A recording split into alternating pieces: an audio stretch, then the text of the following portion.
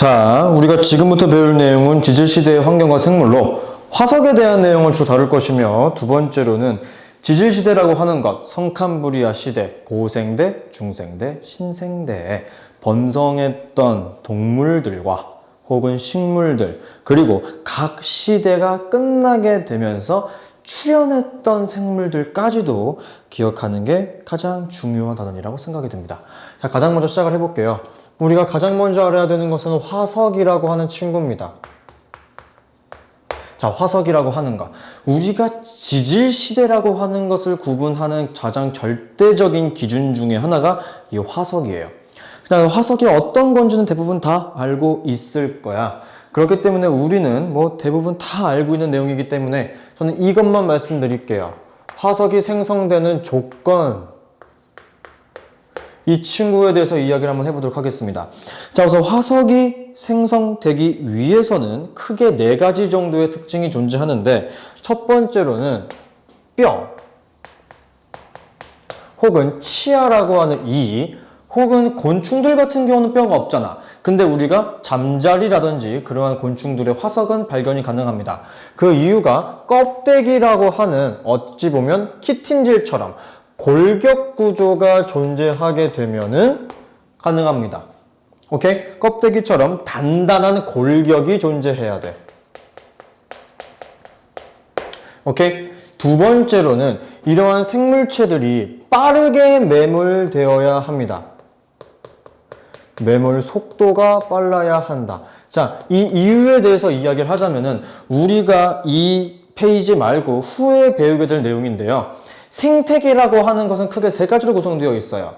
혼자서 양분을 생성할 수 있는 생산자, 그리고 그 생산자를 먹고 살아가는 소비자, 가장 마지막으로는 그러한 동물과 식물의 사체를 먹고 살아가는 분해자가 존재하는데, 생물이 죽게 되면 그 시체를 분해자가 먹어요.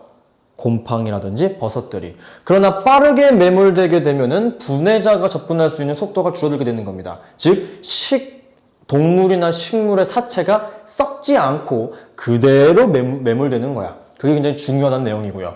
두 번째로는 그럼 단순하게 뼈만 있으면 혹은 골격만 있으면은 화석이 생성되는 것이냐? 그것도 아니에요. 왜냐하면 땅 속에도 이러한 분해자들이 존재하기 때문인데, 자, 가장 중요한 거, 뼈나 이나 껍데기 사이사이로 광물들이 침투하게 되면서 화석화 작용을 거쳐야 합니다. 자, 화석화라고 표현하고요. 다른 표현으로는 광물화라고도 이야기할 수도 있어요. 왜냐하면 그 사이사이로 광물들이 찾아와서 들어가기 때문에 광물화 작용을 거치게 된다라는 것도 이야기할 수 있는 겁니다. 오케이? 마지막으로는 한두 마리 사는 걸로는 화석이 자주 혹은 많이 발견되기 힘들겠죠. 그러므로 개체수가 많아야 합니다.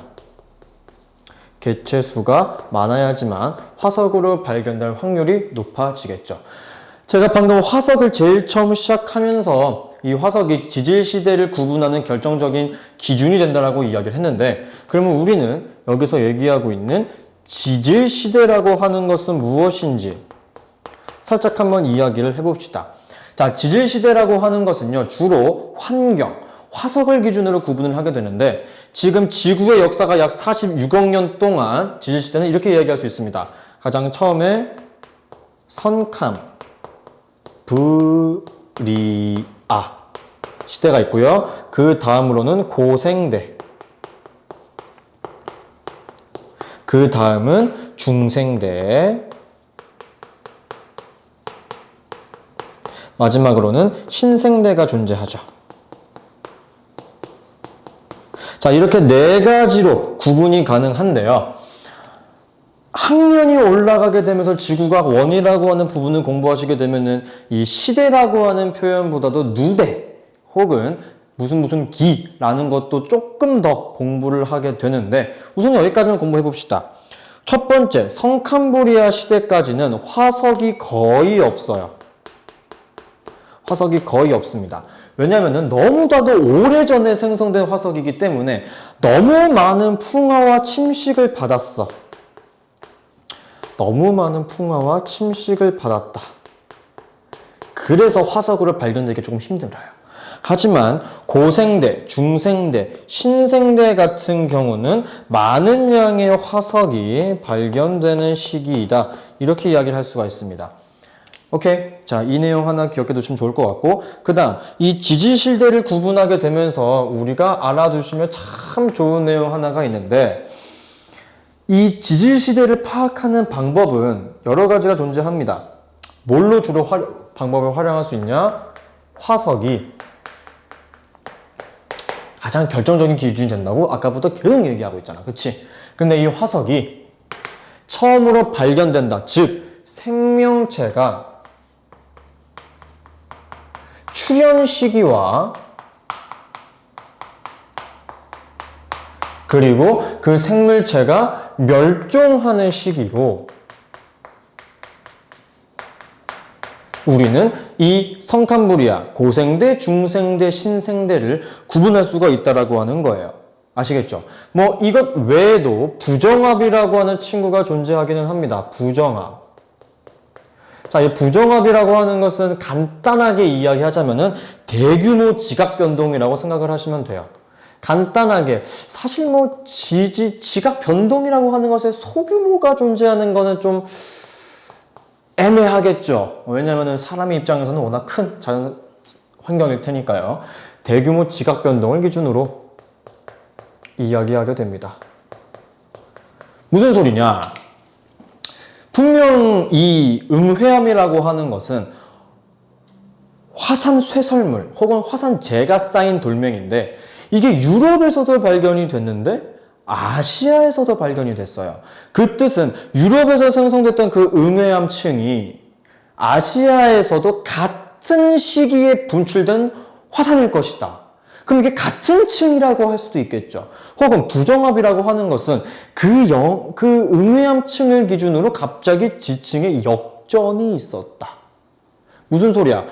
음회암층이 예를 들어서 고생대에 생성된 층이야. 근데 그 바로 위에 있으면 당연히 중생대가 되거나 신생대가 돼야 되는데 어라? 성캄브리아 시대의 지층이 생성됐어요. 말이 안 되죠. 그 이유가 뭐겠습니까? 대규모 지각 변동으로 땅에 한번 뒤집어진 거죠. 그치? 이것을 우리가 부정합이라고 이야기를 할 수가 있어요. 혹은 풍화와 침식을 받아서 나이의 차이, 지층의 나이의 차이가 너무 많이 나는 층도 우리가 부정합이라고 한다. 이거 두 가지를 바탕으로 지질시대를 우리는 구별할 수가 있어요.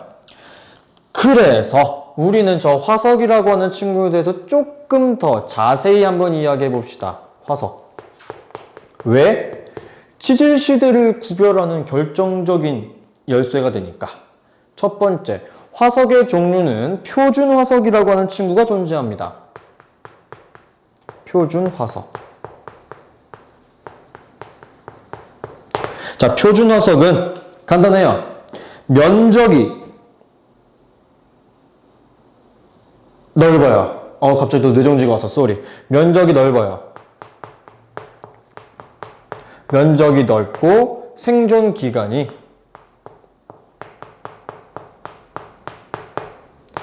짧습니다. 오케이? 그 다음은 시상화석이 존재해요.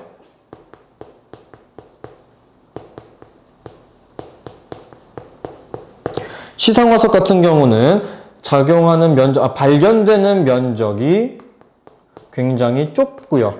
하지만 생존 기간이 굉장히 긴 편에 속합니다. 무슨 소리야? 표준화석이라고 하는 것은 이 지질시대에만 관찰되는 화석들을 이야기합니다. 대표적으로 뭐가 있겠어? 공룡. 공룡은 우리가 지금 당장 발견되는 동물은 아니잖아. 그치? 중생대에 주로 발견되는 화석이다 라고 해서 생존 기간이 짧고 면적은 넓게 되어 있는 거라고 생각하시면 되겠고, 시상화 화석은 딱 하나 생각하시면 돼요. 여러분들 나물로도 자주 먹게 되는 고사리 있죠? 고사리. 이 고사리가 고생대에 생성된 생물이에요. 어마어마하게 오래 살았죠? 네. 이 화석이 발견된다라고 하면은 여기는 아무래도 습한 지역일 것이다. 왜? 고사리가 살기 좋은 환경이 바로 습한 지역이었을 거거든. 그래서 만약에 우리가 이렇게 학교를 가고 있다가 갑자기 땅바닥에서 고사리 화석이 발견되었다라고 하면은 과거에 이 땅은 굉장히 다습했던 지역일 것이라는 것을 우린 파악할 수 있어요. 오케이? 좋아요. 그 다음 이 화석과 더불어서 부정압도 지질 시대를 구별할 수 있다라고 이야기를 했고요. 또한 우리가 가장 중요한 것은 환경을 구분할 수 있어야 돼. 지질 시대는 이거 두 개로 이제 파악이 가능했으니까 이번에는 각 지질 시대에 대한 환경을 한번 파악해 봅시다. 환경. 날씨나 혹은 습도나 어땠을까라고 하는 겁니다. 총 세 가지 정도의 예시가 존재하고요. 첫 번째는 수륙 분포가 존재합니다. 과거의 수륙 분포를 파악하는 거예요. 어떻게 파악하겠어? 우리 대한민국 말고도 전 세계는 원래 하나의 땅으로 뭉쳐 있었어요. 그것을 우리가 판게아라고 이야기를 하죠. 이 판게아가 어떻게 이동하는지 생각하시게 되면은 과거의 수륙 분포에 대해서 파악이 가능하겠죠. 두 번째로는 발견되는 화석의 장소 혹은 화석의 종류에 따라서 파악이 가능하다라고 하는 거야. 즉 환경, 과거의 바다 환경과 육지 환경을 파악하는 거야. 이게 뭔 소리냐? 갑자기 우리가 산에 열심히 타고 올라갔어. 북한산 갈까요?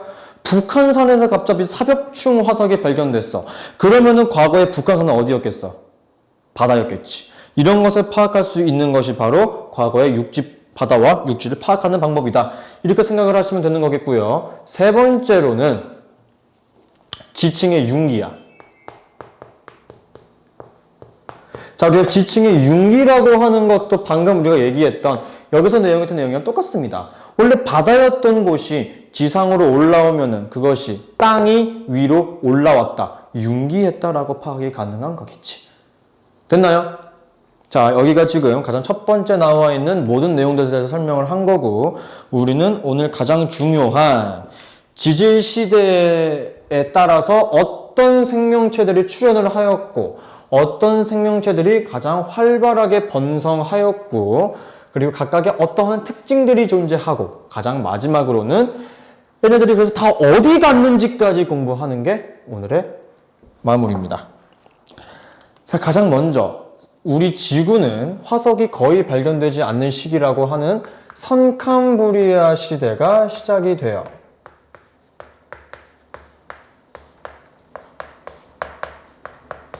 자, 선캄브리아 시대가 시작이 됩니다. 자, 이 선캄브리아 시대 같은 경우는 특징이 여러 가지가 있기는 한데, 첫 번째, 대체로 온난하였으나 말기나 후기에 빙하기가 존재했어요.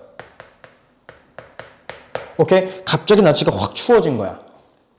그리고 선캄브리아 시대는 화석이 거의 발견되지 않는다라고 이야기를 했죠. 네, 그렇기 때문에 거의라고 했잖아. 하나에서 두 개 정도는 발견된다라고 합니다. 바로 최초의 생명체인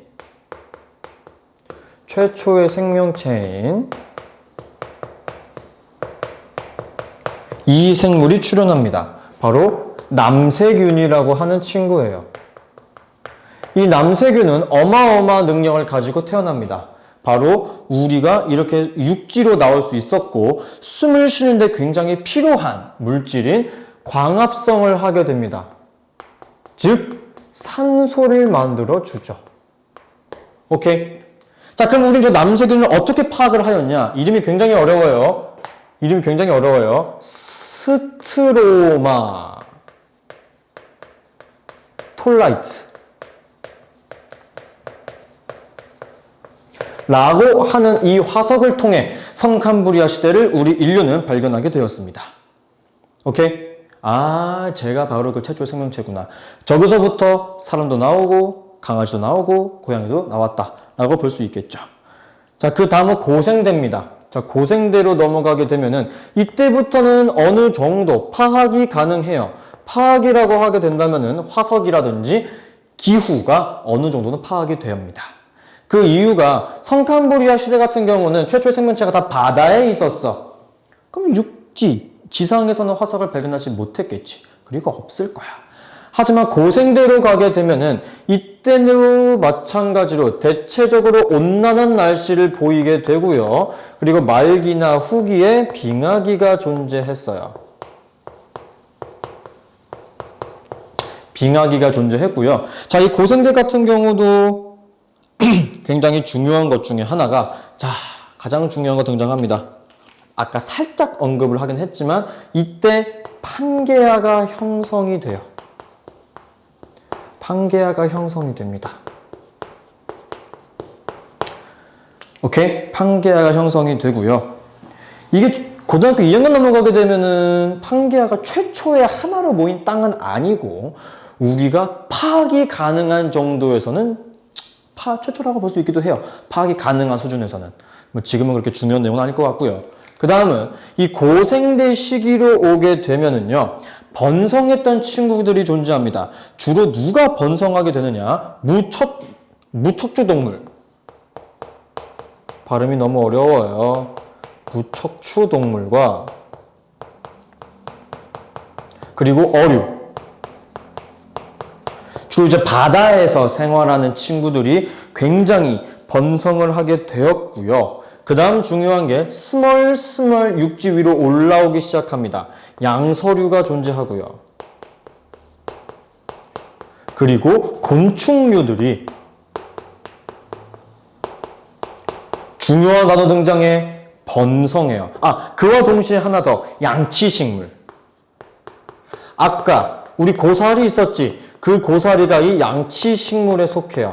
이렇게 하나, 둘, 셋, 넷, 5가지가 번성해. 번성. 그리고 고생대 말에 빙하기가 시작될랑 말랑, 빙하기가 끝나기 말랑할랑 할 때 누가 출현하느냐? 파충류가 출현합니다.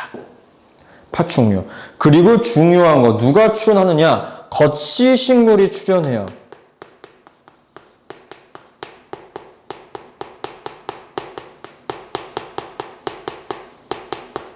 거시식물이 출현합니다. 자, 그러면 고생대가 끝나고 그 다음 시기라고 얘기할 수 있는 중생대로 한번 가봅시다.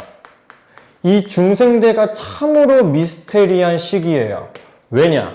성캄브리아 시대에도 빙하기가 있었고 고생대에도 빙하기가 있었는데 중생대는 대체로 온난하기만 하고요. 빙하기가 없었어. 빙하기가 없었어. 그리고 중요한 내용, 중생대 말에 판게아가 분리가 됩니다.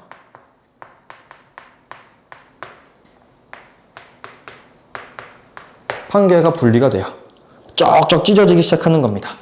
그리고 중요한 거, 출현했으니까 중생대에서는 얘네들이 번성을 하겠죠. 파충류가 번성을 해요. 자, 파충류가 번성합니다. 이거 식물까지 같이 씁시다. 자, 그 파충류랑 누가 번성했겠어? 거시식물이 번성했겠죠. 자, 중요한 거. 저기서 얘기하는 파충류가 뭘까요? 공룡이에요, 공룡. 자, 이 공룡을 주제로 한 영화는 굉장히 많이 등장했어요. 그 중에서 가장 크게 흥행한 게 이제 주라식 파크라고 하는 주라기 공원이라고 볼 수 있을 텐데, 주라기 공원의 최고 악당 빌런이라고 해야 되는 게 맞나? 걔 이제 티라노사우루스가 나오지. 근데 사실 티라노사우루스는 백악기 공룡이라서 주라기 때 등장하지 않는 공룡이야. 그러니까 과학적 오류가 있는 거죠. 그런 오류는 바로 잡아야 합니다, 여러분. 오케이? 주라기 공원에 티라노사우루스가 나온다? 말도 안 되는 소리예요. 뭐 물론 과학의 발전에 의해서 했다라고 하면 할 말은 없지만 어쨌든 뭐 그렇습니다. 그 다음 중생대에서도 출현하는 생물체들의 종류가 있어요. 바로 포유류.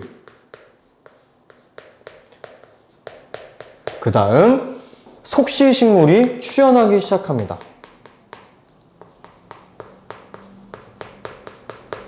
출현. 자, 그 다음 네 번째, 이렇게 중생대가 끝나고 신생대로 돌아옵니다.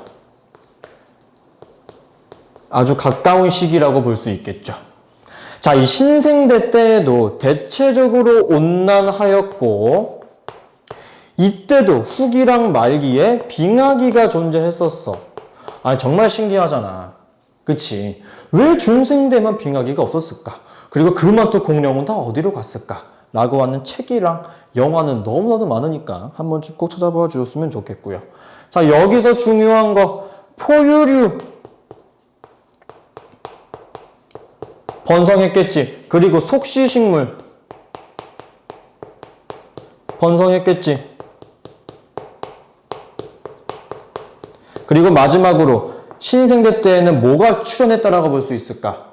이걸 보고 있는 여러분들, 즉 인류가 출현했겠죠. 오케이? 자, 그리고 실제로 많은 학생들이 헷갈려하는 것 중에 하나가 고생대 때의 삽엽충, 암모나이트, 뭐 그런 여러 가지, 뭐 갑주어 여러 가지가 있는데 신생대에 화폐석이라고 하는 친구가 있다잉. 이거 화폐석. 이거 많이들 헷갈려하니까 이거 꼭 기억을 해줬으면 좋겠고 실제로 화폐석 나오면 얘가 고생대인가 중생대인가 많이들 헷갈려해요. 저도 많이 헷갈렸기 때문에 화폐석은 신생대다. 네, 이거 꼭 기억해줬으면 좋겠고 내가 아까부터 제일 1번부터 쓰고 있는 내용들이 뭐야? 기후랑 빙하기, 기후랑 빙하기, 기후랑 빙하기, 기후랑 빙하기야. 그럼 내가 아까부터 왜 자꾸 저 기후랑 빙하기를 적었느냐? 이 친구 때문입니다. 대멸종.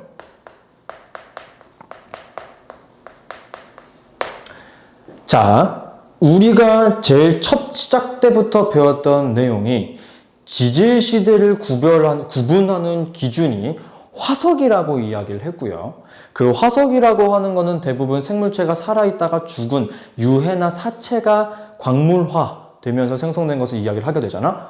그러면은 대멸종이 일어나게 되면은 멸종이 일어나게 되면 그 생물 화석은 확인할 수 없겠지. 그럼 도대체 이 대멸종은 어떠한 이유로 이루어지게 되는 것이냐? 원래는 대부분이 빙하기로 생각을 했어요. 빙하기로 생각을 했어요. 그러나 중생대 놓고 보면은 빙하기가 없어. 근데 그만큼 공룡들이 다 어디 갔어? 싹 다 사라졌잖아. 그쵸? 그래서 빙하기가 대체적인, 오케이? 중생대를 제외한 성칸부리아, 고생대, 신생대를 구별하는 기준으로 잡기도 합니다. 그 다음으로는 우리가 운석 충돌을 이야기하기도 해요. 그게 이제 중생대를 구분하는 기준이 되겠죠. 자, 그리고 알아뒀으면 좋은 거, 대멸종은 지금까지 약 5회 정도 발생을 했어요. 5회 정도 발생을 하였다. 그 다음 이 대멸종을 기준으로 지질시대를 구별하기도 합니다.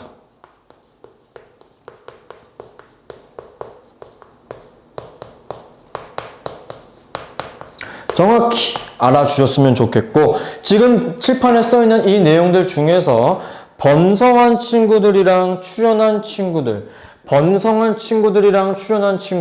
번성이랑 출현 정확하게 기억하시는 게 문제 푸는데 큰 도움이 될 거예요. 왜냐면은 지금 시험 문제에서 분명 고생대인데 파충류가 나오기는 하잖아. 그치? 이러한 여러한 내용들 때문에 정확히 알아주셨으면 좋겠고 대멸종에 대한 내용들도 정확하게 파악하시고 어떻게 문제를 푸시는지는 잘 파악해서 가셨으면 좋겠습니다. 수업 여기까지 하도록 하죠.